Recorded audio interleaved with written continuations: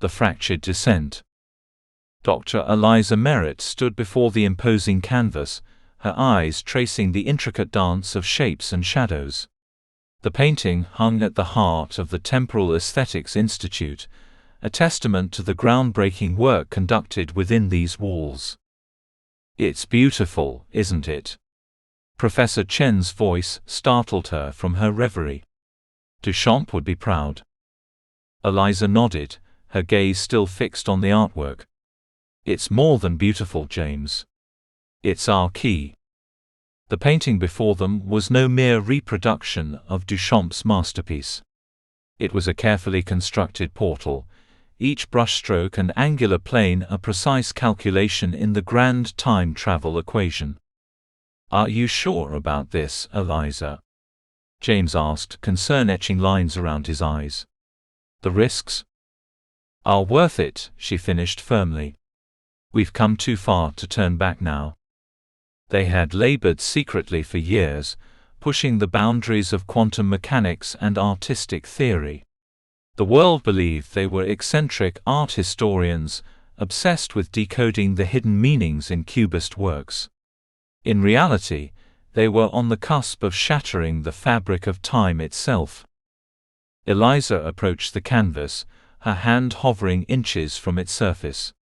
She could feel the energy pulsing beneath the paint, a testament to the countless hours of infusing each pigment with quantum particles.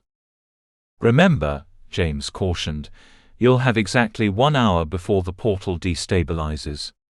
Any longer, and I'll be trapped in 1912 Paris forever," Eliza finished. The weight of the risk she was taking hung heavy in the air. "I know the risks, James. But think of what we could learn, what we could change." James sighed, knowing there was no dissuading her. He handed her a small device, no larger than a pocket watch.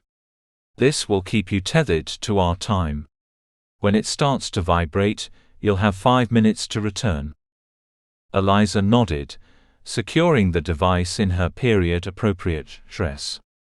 She took a deep breath, steeling herself for what was to come. With a final glance at James, she pressed her palm firmly against the canvas. The world around her fractured. The colors blurred, and shapes distorted as Eliza felt herself being pulled into the painting.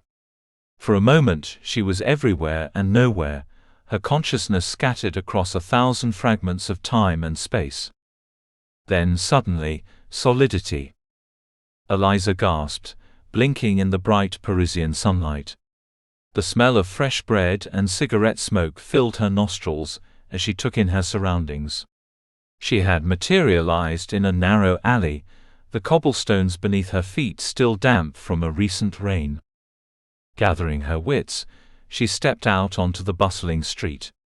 Horse-drawn carriages clattered past, intermingling with the occasional automobile. Men in bowler hats and women in elaborate dresses strolled by, oblivious to the time traveler in their midst. Eliza checked her watch. 55 minutes, she remained.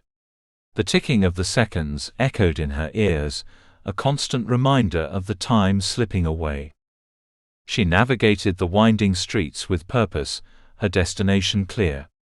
The small apartment, where a young Marcel Duchamp was about to change the course of art history forever. As she rounded the corner, Eliza's heart leapt. There, ascending the steps to his building, was Duchamp himself. Younger than in the photographs she had studied, but unmistakable. The thrill of discovery surged through her, igniting a fire of excitement in her heart. "Monsieur Duchamp," she called out, her French carefully practiced. He turned, curiosity flickering across his face. "Oui, mademoiselle." Eliza's mind raced. How do you explain her presence and knowledge? She opted for a half-truth. "I'm a great admirer of your work. I was hoping I might discuss your latest piece." Duchamp's eyebrow arched, but a smile played at the corners of his mouth. "You're remarkably well-informed, mademoiselle. I've shown it to no one." "Call it intuition," Eliza replied, her heart pounding. "Please, may I see it?" Perhaps it was her earnestness or the artist's ego, but Duchamp nodded. "Very well. Come." Inside his cramped studio, Eliza's breath caught in her throat. There it was, still wet in places, nude, descending a staircase, number 2. This painting would scandalize the art world and push the boundaries of representation. "It's magnificent," she whispered. Duchamp studied her intently. "You understand it?" Eliza nodded, her mind whirling with the implications of this moment. The fragmentation of form, the suggestion of movement, it's revolutionary. For the next half hour, they talked animatedly about art, philosophy, and the nature of perception.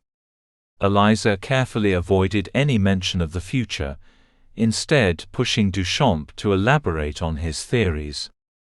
As her watch began to vibrate, Eliza felt a pang of regret. There was so much more to discuss, and history unfolded before her eyes. "I must go," she said abruptly, rising to her feet. Duchamp looked puzzled.